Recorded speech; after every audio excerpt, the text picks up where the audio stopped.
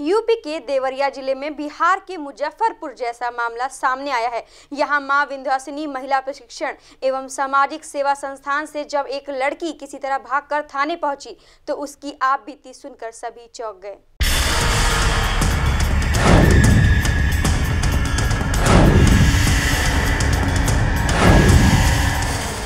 UP के देवरिया से देश को झकझोर देने वाला मामला सामने आया है।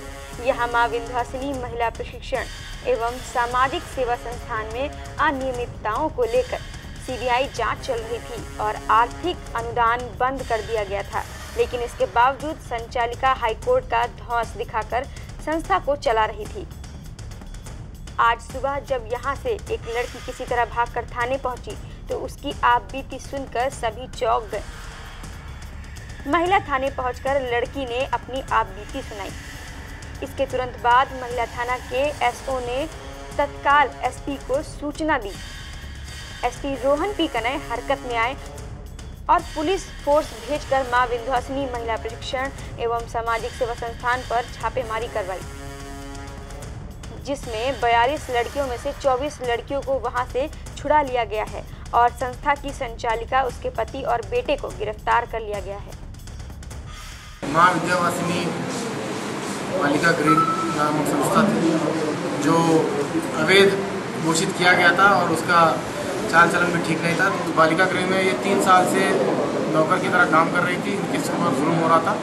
ये उस घर को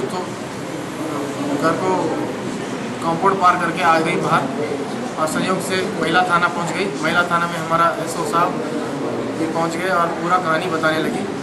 इसमें कुछ ऐसे कहानी निकल के आई जहाँ पे इसने बताया कि जो लड़कियाँ 15 से 18 साल की हो जाती है उनके साथ गलत व्यवहार भी होता है और वो उनको लेने के लिए गाड़ियाँ आती हैं और बाहर चली जाती हैं और देर सुबह में आती है और रोती हुई आती है। तो लगभग 1-2 घंटे में हमने 3-4 जगह छापेमारी मारी और करीब 21 प्लस 24 बच्चों को रिहा करवाया।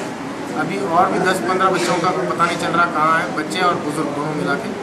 मेन है उनके गिरिजा त्रिपाठी, वो अरेस्ट हुए हैं, उनके हस्बैंड अरेस्ट हुए हैं, उनकी बेटी भी अरेस्ट हुई है जो पूरा तरीके से इसको मैनेज।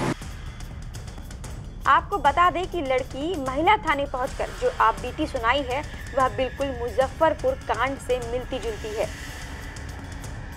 लड़की ने कहा कि संस्थान में एक दीदी है, उन्हें बड़ी मैम रात को कहीं भेजती थी, कभी लाल गाड़ी तो कभी काली गाड़ी आती थी और जब दीदी सुबह में आती तो सिर्फ रोती थी, कुछ भी पूछने पर बताती नहीं थी। हम लोगों से झाड़ू पोछा करवाया जाता था। प्रियंका दीदी बाहर जाती थी, बड़ी मैम ले जाती थी और नहीं जाने के दिन का बांध के इसे ले जाया जाता है और सफ़ेद कार आती है, एक खाली काली से आई थी, एक खाली लाल से आई थी। तो कुछ नहीं कहती थी, रोती थी, गाय खुल जाता था, सुनते तो कुछ नहीं करता। हम काम करते थे, झाड़ू पोछा बर्तन सब मारते। वहीं इस मामले पर डीपीओ देवरिया का कहना है कि मां विंध्यवासिनी महिला प्रशिक्षण एवं सामाजिक सेवा संस्थान के खिलाफ अनियमितताएं पाई गई थी। उसके आधार पर इनकी मान्यता स्थगित कर दी गई थी। शासन से एक आदेश हुआ था कि सभी बच्चों को यहां से ट्रांसफर किया जाए, लेकिन बच्चों को जबरदस्ती अवैध तरीके से यहां रखा गया। मुजफ्फरपुर के बाद देवरिया की घटना में आग में तेल डालने का काम किया है। ऐसे में विपक्षी पार्टियां भी सरकार पर जमकर हमला बोल रही हैं।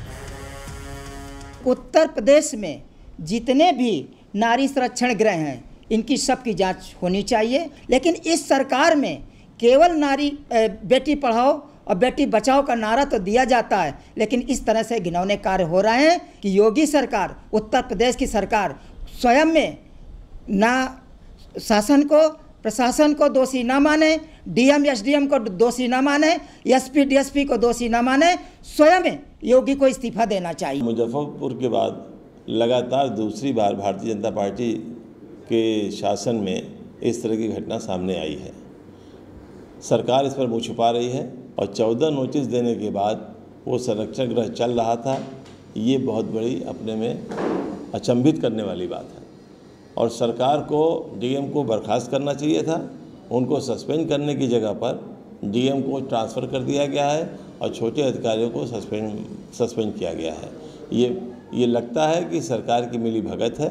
मुख्यमंत्री के बार बार कहने के बावजूद उसका लाइसेंस कैंसिल हो गया और वो संरक्षण बंद नहीं हो रहा था।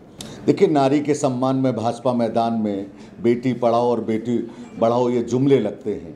मुख्यमंत्री के पैतृक निवास से, जहाँ उनका मठ है, 60 किलोमीटर दूरी पर इतना बड़ा कुचक रच जाना और मुख्यमंत्री कहते हैं कार्रवाई करेंगे। शर्म आनी चाहिए होगी सरकार को। किस बात की कार्रवाई? क्यों नहीं विभागीय मंत्री को हटाया जा रहा है? क्यों नहीं प्रमुख सचिव को हटाया जा रहा है? और किसको बचाने का सरकार प्रयास कर रही है? उत्तर प्रदेश में पूरी तरह से के कानून का राज्य खत्म हो चुका है। मुख्यमंत्री के गृह जनपद से मात्र 50 किलोमीटर की दूरी पर इतना बड़ा कांड हुआ। ऐसा नहीं है कि शासन प्रशासन को खबर नहीं है। दरअसल लाइन ऑर्डर पूरी तरह से फेल हो चुका है और इस सरकार को या तो नैतिकता के आधार पर तुरंत इस्तीफा देना चाहिए या राज्यपाल महोदय से मैं ये मांग करता हूँ कि इसे अविलंब बर्खास्त करें। इसकी जितनी घोर से घोर निंदा करनी चाहिए। आप नारी संरक्षण गृह में देह व्यवसाय, ये तो कलयुग की प्रकाष्ठा पार कर दिया गया है, और वो भी उस सरकार में जो बेटी बचाओ और बेटी पढ़ाओ के अभियान के तहत, सरकारी संरक्षण के तहत उनके साथ ये कृत्य किया जा रहा है। इसकी जितनी भी निंदा की जाए और ये मैं मांग करता हूँ कि सबसे पहले कि जितने भी गृह चल रहे हैं इनकी ठीक से जांच हो, और जांच होने के बाद 1 वर्ष पूर्व उसका लाइसेंस निरस्त कर दिया गया था और उसके बाद भी वो कैसे चल रहा था, ये एक बहुत बड़ा जांच का विषय है। और इस कार्य के लिए मैं उत्तर प्रदेश के समाज कल्याण मंत्री का इस्तीफे की मांग करता हूं, और बिना उनके संरक्षण के और सरकार के उच्च अधिकारियों के संरक्षण के ये कृत्य हो ही नहीं सकता। और मंत्री महोदय तो आप तत्काल इस्तीफा दें, और मुख्यमंत्री इसमें अभी तक क्यों नहीं जवाब दे पा रहे हैं, मुझे इस बात का आश्चर्य है। कहना ये सारे अधिकारियों का दोष है। जब 3 साल पहले उसकी मान्यता निरस्त कर दी गई, ब्लैक लिस्टेड है जो संस्था, उस संस्था से काम कराना और उस पर विश्वास करना यह सरासर गलत है, और सारा इसमें अफसरों का दोष है और संलिप्तता कहीं ना कहीं है, जिसकी वजह से इतनी बड़ी घटना घटी है। जो संदेह के घेरे में सारे अफसर आ रहे हैं जो उससे संबंधित हैं। अगर 3 साल पहले उसकी मान्यता समाप्त कर दी गई तो फिर क्यों उसको चलने दिया गया? सरकार ने अच्छा काम किया, जिलाधिकारी को हटाया, तमाम अफसरों को सस्पेंड किया। यह सराहनीय काम है। तत्काल अगर यही पहले हुआ होता कुछ कि ये ब्लैक लिस्टेड संस्था चल कैसे रही है तो इतनी बड़ी घटना नहीं घटती।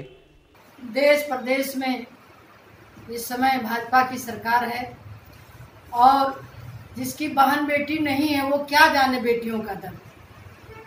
अभी बिहार में जिस तरह से बेटियों के साथ घटना हुआ था, अगर केंद्र और प्रदेश सरकार सोच लेती तो ये दोबारा जो उत्तर प्रदेश में देवरिया जिले में पुनरावृत्ति हुई है, बेटियों के साथ घटना हुई है, ये ना होती। निश्चित तौर से इस समय प्रदेश में अराजकता का माहौल है और बेटियां असुरक्षित अपने आप को महसूस कर रही हैं। कुल मिलाकर मुजफ्फरपुर के बाद देवरिया की घटना ने देश को झकझोर दिया है, साथ ही सरकार के सिस्टम की पोल खोल कर रख दिया है।